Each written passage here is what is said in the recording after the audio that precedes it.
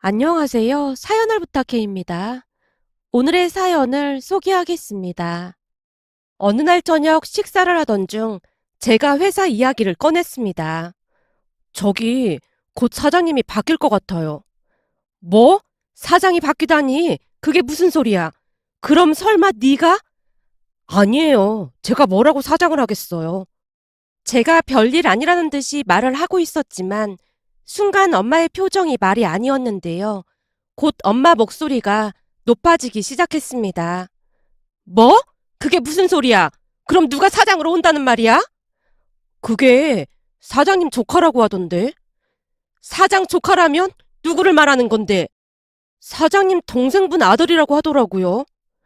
제 입에서 사장님 동생이 거론되자마자 아버지가 놀란 채 물었습니다.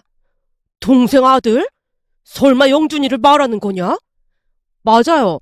이영준이라고 했던 것 같아요. 혹시 아버지도 아는 사람이에요? 영준이가 의대 간다고? 몇 년간 공부만 했지 아마? 몇 년이 뭐야? 6년도 넘게 의대 간다고 공부만 했었는데 잘 안 됐나 보네. 저도 사장님한테 그 얘기는 들었어요. 의대 가려고 계속 공부만 했었다는데 결국에는 잘 안 됐다고 하더라고요. 그럼 의대 포기하고 다른 대학을 간 건가? 그냥 땡땡대학교 나왔다고 하더라고요. 뭐? 땡땡대학교? 순간 아버지의 입에서 실수가 터져 나왔습니다. 그 실수의 의미를 누구보다도 잘 알고 있었기에 저도 아버지를 따라 웃고 있었는데요. 아니, 그럼 그런 실력으로 의대를 간다고 몇 년을 그러고 있었던 거야? 그렇잖아도 사장님도 황당하다는 듯이 말을 하더라고요. 근데 그런 사람한테 회사를 맡긴다고 했다고? 사장이 직접 말한 거냐? 네, 오늘 사장님이 직원들 앞에서 공표했으니까 확실한 거겠죠? 제가 씁쓸한 표정으로 대답하고 있었는데요. 엄마가 다시 목소리를 높여 아버지를 원망했습니다. 그러게 내가 뭘 했어.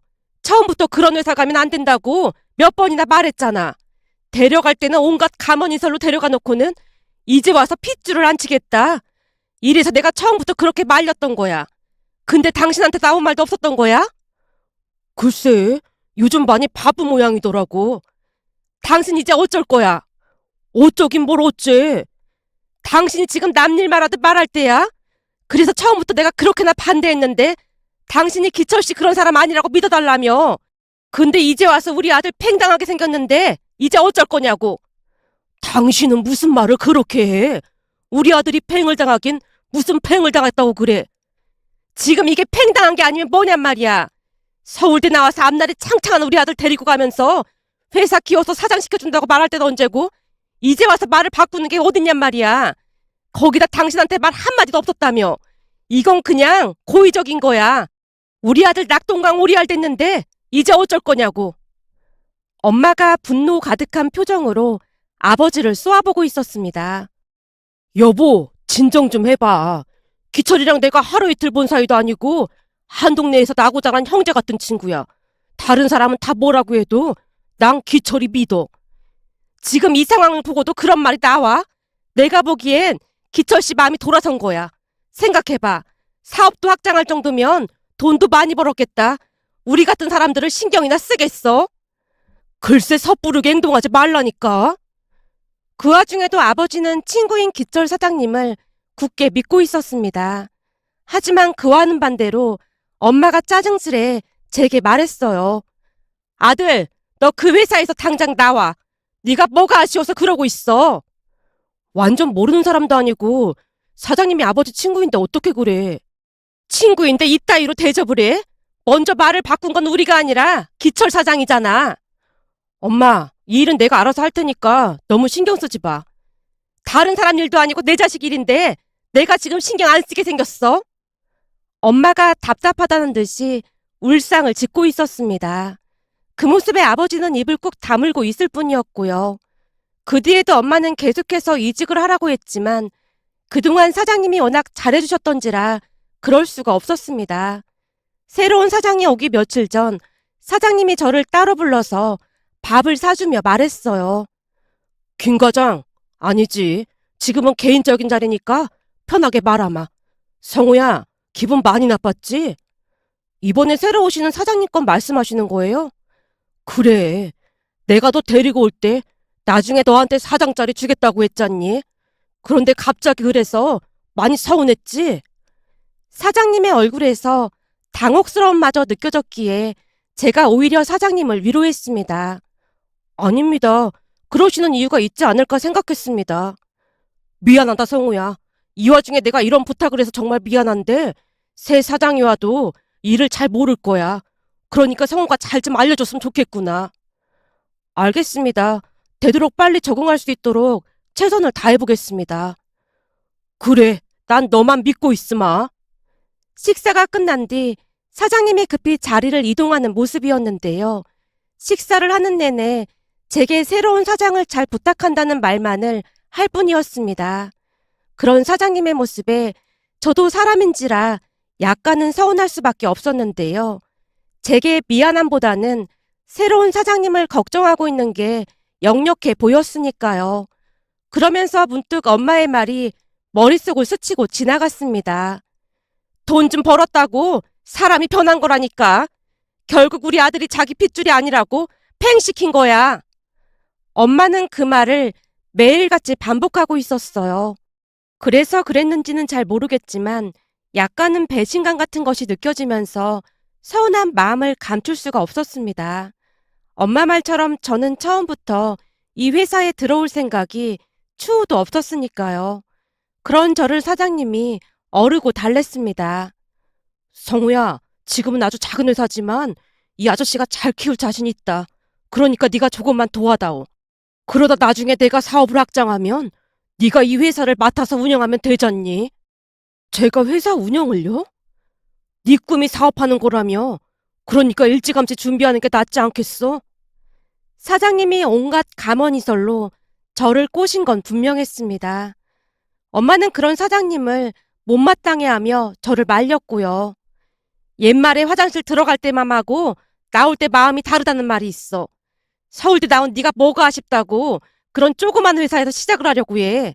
이왕이면 큰 물에서 놀아야지. 내가 직접 회사를 키워서 운영하는 것도 나쁘지 않잖아. 나쁜 조건은 아닌 것 같은데? 엄마가 말했잖아. 사람 마음이라는 게 참 간사한 거라고. 그러니까 섣불리 생각하지 말고 잘 생각해봐. 확실한 건 엄마는 반대야. 특히나 네 아버지 친구 회사잖니. 그것도 그냥 친구가 아니라 하나뿐인 절친이잖아. 혹시나 나중에 얼굴 붉힐 일이 생길 수도 있고 말이야. 난 무조건 반대야. 엄마가 몇 번이나 반대 의사를 표했지만 저는 이미 마음을 굳힌 상태였어요. 아버지 또한 저를 응원해줬고요. 그래, 네가 키워서 직접 사장까지 하면 그보다 좋을 게 뭐가 있겠어. 아버지는 무조건 찬성이야. 거기다 예전부터 기철이 머리가 아주 비상했거든. 머리 좋은 두 사람이 힘을 합하면 한번 해볼만 할 거야. 결국 제가 지금의 회사에 들어가겠다고 선포를 했고 엄마가 걱정 가득한 표정으로 한숨만 내쉬고 있었습니다.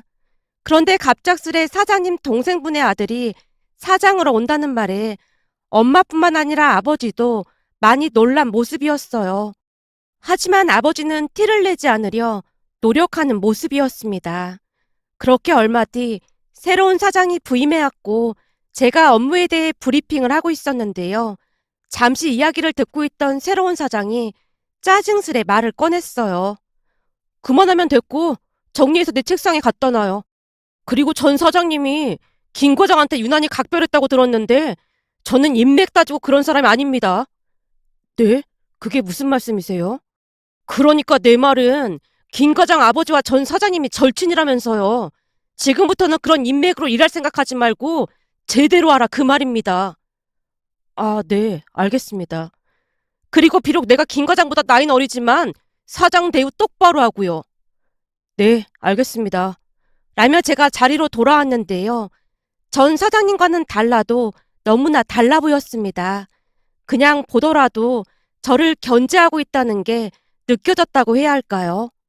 사장이 바뀌고부터 제 인생도 성두리째 바뀌어가고 있었는데요. 틈만 나면 사장이 저를 못 잡아먹어서 안달이 났다고 해도 과언이 아니었거든요. 거기다 사장이 바뀌면서 조금씩 균열 같은 것이 생기기 시작했습니다.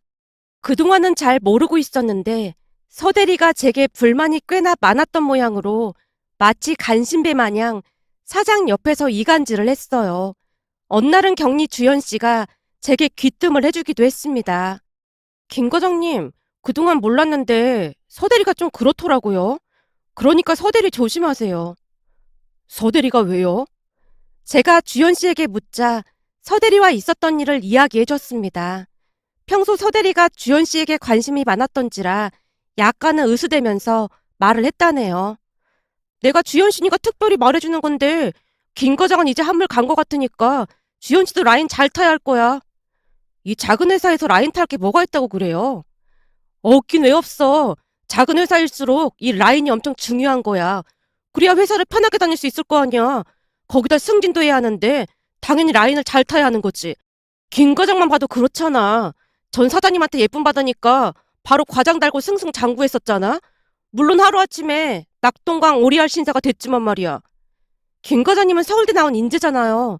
거기다 우리 회사 일을 모르는 게 없을 정도로 다 알고 있고요. 사람들이 맨날 그런 소리를 하던데 대체 일을 뭘 많이 알고 있다는 거야? 진짜 몰라서 하는 소리예요? 서 대리님은 제가 하는 일 할 줄 알아요? 그러니까 제가 며칠 자리 비우면 제 일 대신 할 수 있냐고요. 내가 격리를 어떻게 해? 거봐요. 못하잖아요. 근데 김 과장님은 제가 없어도 완벽하게 해낼 수 있을걸요? 한마디로 김 과장님 없으면 회사가 멈출 수도 있다 그 말이에요. 에이, 그건 오바다. 김 과장이 일을 많이 한다고 쳐도 회사가 안 돌아가긴 왜 안 돌아가겠어? 원래가 다 돌아가기 마련인 거야. 그러니까 주연 씨도 그만 라인 정리하고 우리 쪽에 붙으라고. 나중에 땅을 치고 후회하지 말고. 요즘 사장님이 나를 완전 신뢰하고 있거든. 서대리가 비아냥거리며 한참 동안이나 제 뒷담화를 했다네요. 서대리 이야기를 전달해주던 주연 씨가 다시 말을 이어갔습니다. 그러니까 김 과장님도 서대리 조심하세요. 제가 보니 지금 사장님한테 미주알 고주알 다 일러 바치는 모양이더라고요. 그거야 본인 선택이니 어쩔 수 없는 거죠 뭐. 우리는 그냥 하던 대로 일하면 되는 겁니다. 과장님이 걱정되니까 하는 말이죠. 암튼 서대리 조심하세요. 주연 씨가 다시 한번 말을 하고는 제 눈치를 보고 있었습니다. 그 뒤 주연 씨 말처럼 많은 일들이 일어났는데요. 사장 옆에서 서대리가 아부를 일삼으며 받들어 모시고 있었거든요. 혹시나 회식 자리에서 사장이 담배 심부름을 시키기라도 하면 서대리가 허리까지 숙여 담배를 갖다 바치기도 했습니다.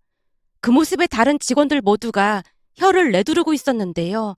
주연 씨 입에서 감탄사가 터져나왔어요. 와, 진짜 서대리 장난 아니네요. 저러다 허리가 남아나질 않겠어요. 그러게, 종일 지켜봤는데 서대리 허리 펴는 걸 못 봤다니까. 저 정도로 정상인데 나중에 차기 사장님 되는 거 아니에요? 혹시 모르니까 서대리한테 잘 보여야겠네요. 주연 씨와 직원들이 쑥덕거리는 소리가 들려왔습니다. 그런데 그런 와중에 사장이 갑자기 벌떡 일어나더니 저를 보며 비아냥댔습니다. 우리 회사 인재인 김 과장님은 내가 마음에 안 드는 모양입니다. 그게 무슨 말씀이세요? 아니, 우리 큰아버지께서 김 과장 중심으로 일을 하라고 하길래 엄청 기대를 하고 있었거든요. 근데 내가 보니 그동안 뻥튀기가 많이 된 것 같아서요. 사실 김 과장은 서울대 나온 것 빼놓고 뭐 볼 게 있나요? 그동안 큰아버지가 예뻐해서 모든 게 과장된 거 아닌가 하는 생각이 들더라고요. 제가 뭐 잘한 게 있겠습니까? 저는 그냥 사장님이 지시하는 것만 했을 뿐인걸요.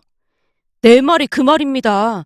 요즘은 창의적인 생각을 하는 게 엄청 중요한데 김 과장은 그런 창의성에서 많이 떨어지더라 그 말입니다. 아무래도 큰아버지께서 그걸 보고 저를 이 자리에 앉힌 것 같고요. 제가 들어보니 원래 이 자리가 김 과장 자리였다면서요? 그래서 직원들이 다들 큰아버지보다도 김 과장 눈치를 더 많이 봤다면서요? 글쎄요. 그건 저도 잘 모르겠습니다. 사장의 말에서 가시가 잔뜩 느껴졌기에 제가 대답을 회피했는데요. 모를 리가 없겠죠. 그동안 이 회사에서 왕노릇을 했으면서. 사장님, 저는 절대 왕노릇을 한 적이 없습니다. 그래요? 왕노릇을 한 적이 없다고요? 그럼 다들 왜 그렇게 김 과장 눈치를 보고 있는 겁니까? 내가 뭐만 물어보면 김 과장한테 확인을 해봐야 한다는 말을 달고 살던데 이래도 내 말이 틀렸다는 말입니까? 사장님, 그건 오해가 좀 있는 것 같습니다. 오해요? 무슨 오해요? 그건 아무래도 제가 업무를 다 알고 있다 보니 실수를 하지 않기 위해 직원들이 저한테 확인을 하고 있는 것뿐입니다. 중기청이나 그런 곳에 보낼 서류는 꼼꼼하게 봐야 하는 부분이 있어서요. 중기청? 그게 뭔데요? 네? 아, 그게 순간 말문이 막혀서 제가 당황한 채 있었는데요. 사장 옆에 있던 서대리가 급히 사장에게 알려주고 있는 듯 해 보였습니다. 그 모습에 정말 한심할 수밖에 없었는데요. 비록 부임받아온 지 얼마 되진 않았지만 전체적인 회사 흐름을 파악했어야 함에도 사장은 일에 전혀 관심이 없는 듯 해 보였습니다. 보고를 하러 갈 때마다 못 알아듣는 부분이 너무나 많았으니까요. 그 부분에 대해 설명을 하려고 하면 짜증부터 내기 일쑤였고요. 그랬으니 저도 더 이상 알려주고 싶지가 않았습니다. 암튼 서대리가 사장귀에 속삭이고 있던 순간 저도 모르게 한숨이 새어나오고 말았는데요. 그도 그럴 수밖에 없었던 것이 전 사장님과 힘들게 일궈낸 회사의 앞날이 그저 깜깜하기만 했으니까요. 하지만 사장은 자존심만 센 그런 사람이었어요. 특히나 제게 불만이 많았고 어떻게든 저를 깎아내릴 생각밖에 없는 사람 같아 보였으니까요. 회식 날 제가 한숨 쉬는 걸 본 사장은 더욱 본격적으로 갈구기 시작했습니다. 일적인 부분에서 수도 없이 사람을 달달 볶아댔을 정도였는데요. 어느 날은 사장이 제게 단도직입적으로 말을 꺼냈습니다. 김 과장, 앞으로는 서대리 통해서 보고하도록 해주세요. 오해는 하지 말고 내가 지켜보니까 서대리가 김 과장보다 훨씬 알아듣기 쉽게 잘하더라고요. 사장이 한껏 깔보며 희죽거리고 있었습니다. 그 말에 저도 더 이상 상대하고 싶지 않아 대답했어요. 네, 알겠습니다. 그럼 그렇게 하겠습니다. 김 과장, 혹시 기분 나쁜 건 아니죠? 아닙니다. 제가 기분 나쁠 일이 뭐가 있겠습니까? 이래서 서울대 나온 게 전부가 아니라는 겁니다. 공부만 잘해서 혼자만 똑똑할 뿐이지 회사에는 도움이 전혀 안 되잖아요. 사장이 워낙 막말을 많이 했었기에 그날도 그냥 참아 넘기고 말았는데요. 저도 사람인지라 시간이 갈수록 점점 비위가 상해갈 수밖에 없었습니다. 하지만 저는 이를 악물고 참고 또 참았습니다.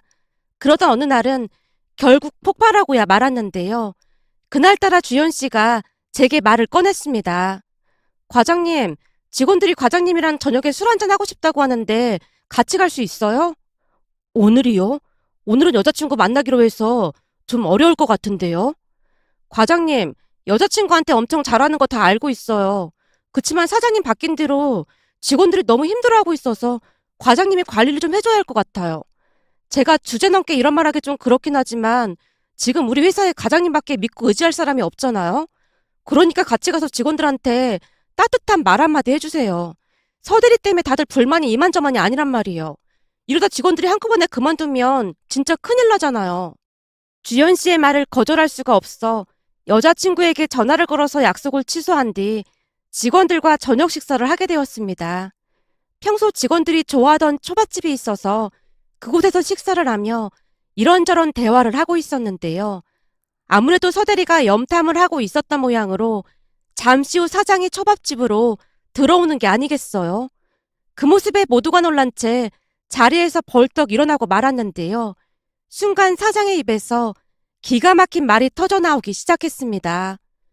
김 과장, 이제 보니 내 뒤에서 사람들 선동하고 있었던 겁니까? 네? 그게 무슨 말씀이세요? 그렇잖아요. 이런 자리 만들어서 사장 뒷담화나 하고 그러고 있는 거 아닙니까? 잔뜩 흥분한 사장의 얼굴이 시뻘겋게 달아올라 있었습니다. 그리고는 하지 말아야 할 말까지 하고 말았어요. 김 과장, 내가 보니 이 초밥집 가격이 꽤 비싸던데 회사 카드로 이런 곳에서 밥이나 먹고 있고 이래도 되는 겁니까? 내가 보기엔 김 과장이 하는 일보다 연봉이 너무 많다는 생각이 드네요. 당장 법인카드 반납하세요. 라며 사장이 뒤를 돌았습니다. 그 순간 저도 모르게 이성을 잃게 되었고 제가 사장에게 소리쳤어요. 사장님이 그렇게 생각하신다면 저는 회사를 그만두겠습니다. 지금 회사에 들어가서 사직서 작성하고 짐 정리해서 나오겠습니다. 김 과장, 지금 나를 협박하는 겁니까? 일개 과장 따위가 감히 어떻게 사장님을 협박하겠습니까? 능력 없는 저는 이만 물러날 테니 건승하시길 바라겠습니다. 아무래도 술이 조금 들어갔던지라 더욱 이성을 잃었던 게 아니었나 싶었습니다. 그런데 제가 말을 끝내고 그곳을 나오려고 하던 찰나에 다른 직원들도 반기를 들고 일어났습니다. 그럼 저도 그만두겠습니다. 김 과장님 안 계시면 회사 일이 안 돌아갈 게 뻔한데 저도 못 다니겠습니다. 저도 그만두겠습니다. 라며 다른 직원들도 저를 따라 나서고 있었습니다. 그 모습에 사장이 괴성을 질러댔어요. 그래 다들 그만둬. 니들이 그런다고 내가 무서워할 줄 알아? 거만한 사장의 목소리가 식당 안을 가득 메웠는데요. 그 모습만 보더라도 회사 일을 얼마나 파악하지 못했는지 알 수가 있었어요. 결국 저는 회사에 사표를 냈고 짐을 챙겨서 나왔습니다. 나머지 직원들을 말리기도 했지만 이미 잔뜩 겁에 질린 직원들은 자포자기한 모습이었어요. 과장님 나가시면 중기청 일부터 세금 문제, 무역 관련 업무까지 우리가 어떻게 해요? 그동안 배우긴 했지만 그게 쉽게 할 수 있는 일이 아니잖아요. 거기다 미수금 받는 것도 과장님이니까 받아온 거지. 우리가 가면 씨알도 안 먹힐걸요? 월급도 많지 않은데 스트레스 받으면서 일하고 싶지 않습니다. 거기다 사장보다 서대리 비위 맞추는 것도 더 이상 못하겠고요. 그렇게 우리는 짐을 싸서 회사를 나와버렸습니다. 집으로 가던 중 여자친구에게 전화를 해서 나오라고 했는데요. 여자친구 나영이가 제 얼굴을 보자마자 물었어요. 성우야, 무슨 일이야? 나영아, 진짜 미안한데 더 이상은 못할 것 같아. 못하다니? 뭘 못해? 나 지금 회사에 사표 내고 나오는 길이야. 뭐? 사표를 냈어? 제 말에 나영이가 울상을 짓고 있었습니다. 내가 웬만하면 참으려고 했는데 도저히 못 참겠더라고. 제가 그날 있었던 이야기를 해줬고 나영이가 긴 한숨을 내쉬고 있었습니다. 성우야, 그럼 우리 아빠랑 의논을 해봐야 하는 거 아니야? 사실 그동안 내가 이 회사를 다닌 것도 다 너 때문이었잖아. 그건 나도 알지. 대학 졸업하고 너 대기업도 붙고 그랬었잖아. 근데 우리가 연인 관계라 우리 아빠 회사에 간 거 나도 잘 알고 있지. 그때 우리 엄마가 가지 말라고 난리였잖아. 우리 엄마는 내가 사장 자리가 욕심나서 간 줄 알고 있거든.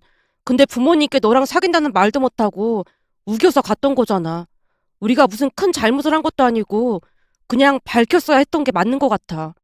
지금 이 상황이면 우리 엄마가 너네 아버지 엄청 원망할 것 같거든. 난 너랑 결혼할 생각까지 하고 있는데 이러다 괜시레 원수가 되는 게 아닌가 싶어. 아빠가 영준이를 회사 사장으로 앉힌다고 할 때부터 이런 일이 생길 줄 알았다니까. 사실은 그것 때문에 엄마랑도 다투고 이혼까지 할 뻔했어. 어머님은 왜? 당연히 절대로 영준이 앉히지 말라고 했지. 보나마나 회사 망한다고 말이야. 근데 이번에는 아빠도 고집을 꺾지 않더라고. 우리 생각에는 핏줄을 우선으로 생각하는 그런 기분이었다고 해야 하나? 암튼 좀 그렇더라고. 그래서 그때 나도 너랑 사귀는 사이라고 말을 할까 말까 고민을 좀 했었거든. 그럼 네가 핏줄은 아니어도 사이가 되는 거니까 괜찮지 않을까 싶었거든. 근데 차마 입이 떨어지지 않더라고.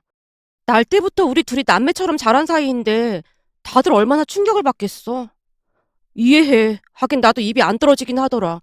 근데 내가 회사를 그만뒀어도 난 너랑 결혼할 거니까 그런 줄 알고 있어. 이런 일로 우리가 헤어지거나 그러지는 않을 거니까. 그건 나도 같은 생각이니까 너무 걱정하지 마.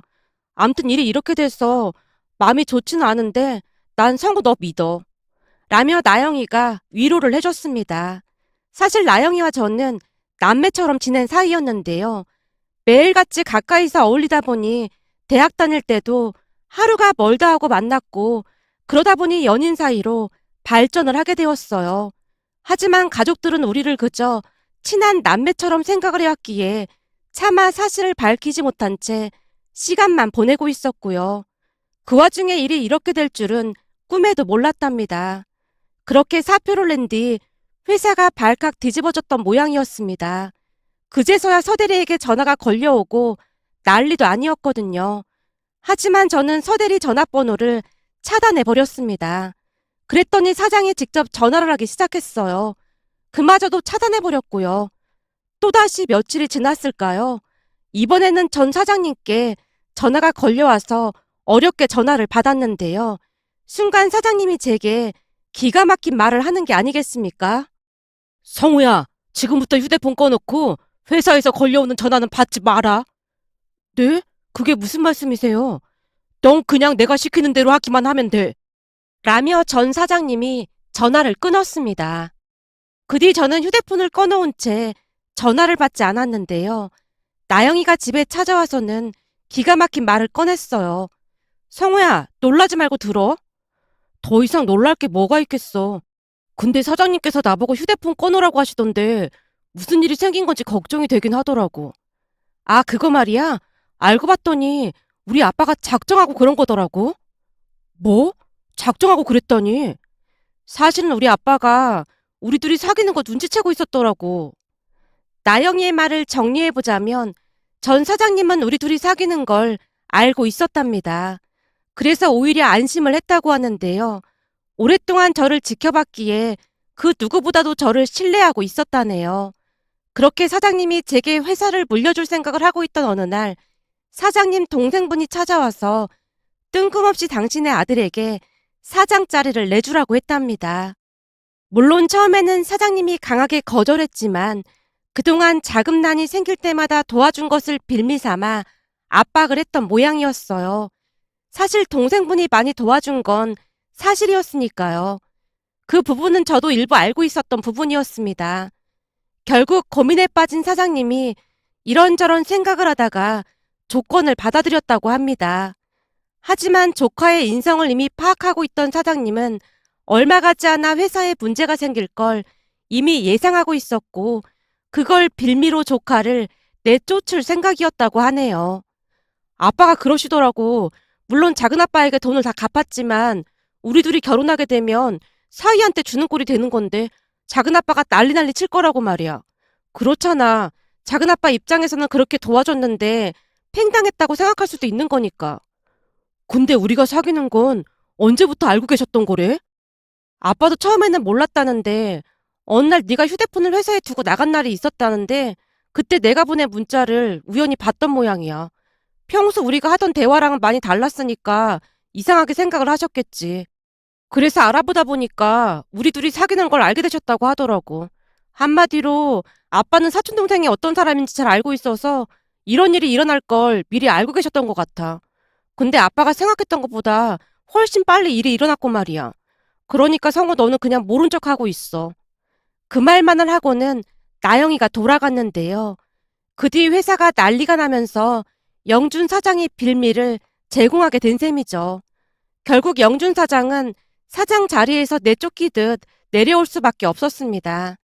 그리고 저는 모두의 예상대로 사장 자리에 올라갔고요. 어느 날 전 사장님이 제게 말을 했습니다. 사장을 아무나 하는 게 아니야. 얼마나 쉽게 봤으면 아무렇지도 않게 와서 억지를 부렸겠어. 그동안 자금난 겪을 때마다 동생이 도와준 게 있어서 차마 거절할 수가 없더라고. 근데 사장님께서 빌린 돈에 대해 이자까지 엄청 많이 쳐서 갚으셨잖아요. 그래도 마음의 빚이라는 건 어쩔 수가 없는 거야. 어려울 때 도와준 건 사실이잖아.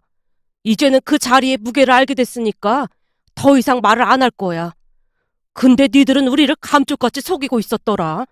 어쩐지 대학 졸업하고 그 좋은 회사 다 마다하고 흔쾌히 우리 회사에 온다고 했을 때부터 조금 이상하긴 했어.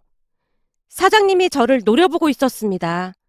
아니, 기회를 봐서 말씀드릴 생각이었습니다. 근데 다들 우리를 남매 보듯 하니까 이상하게 입이 떨어지지 않더라고요. 사람 마음이라는 게 어떻게 할 수 있는 게 아니잖아요. 처음에는 나영이 엄마가 충격을 좀 받은 것 같더구나. 그니깐요. 그래서 우리도 입이 안 떨어졌던 겁니다. 암튼 이렇게 된 김에 니들 결혼 서두르자. 양가 집안에서 놀란 마음을 진정시킬 틈도 없이 우리는 결혼식을 올렸습니다. 부모님도 큰 충격을 받은 모양으로 제게 도둑고양이라는 말까지 했을 정도였으니까요. 그 뒤 사표를 냈던 직원들이 다시 돌아왔고 그러면서 서대리가 가장 난감해질 수밖에 없었는데요. 사장 자리에 올라가자마자 제게 영준 사장 뒷담화를 시작으로 온갖 아부를 해대기 시작했습니다. 그 모습이 역겨워서 구토가 치밀어 오를 지경이었어요. 다른 직원들이 다들 혀까지 내두르며 인상을 쓰고 있었고요. 하지만 그런 서대리에게 아부하지 말라고 단도직입적으로 말을 하며 모든 건 업무로 평가를 할 것이라고 하자 씹은 듯한 표정을 짓고 있었습니다. 그 뒤 결국 눈치만 보더니 사표를 내는 모습이었어요. 물론 사표는 바로 처리했고요. 직원들 누구도 서대리 사표를 안타까워하는 사람이 없었습니다. 요즘도 하루하루 바쁘게 회사에서 일을 하고 있지만 회사가 승승장구하고 있는 모습에 하루하루가 행복하기만 하답니다. 며칠 전 아내와 함께 식사를 하던 중 아내가 말을 꺼냈어요. 영준이 말이야, 이번에 들어갔던 회사에서 또 쫓겨났다나 봐. 아직도 지가 사장인 줄 알고 그렇게 행동을 하고 다니나 봐. 예전부터 구제불능이더니만 평생 저러고 살 건가 봐. 작은 아빠가 아빠한테 당신 밑에서 일하게 해주면 안 되겠냐고 물었다던데 아빠가 딱 잘라서 거절했다고 하더라고. 라며 아내가 어이없다는 듯이 웃고 있었습니다. 그 말을 듣다 보니 문득 예전 일들이 떠올라 이렇게 글 남겨봅니다. 오늘의 사연은 여기까지였습니다. 즐겁게 보셨다면 구독, 좋아요 부탁드립니다. 고맙습니다.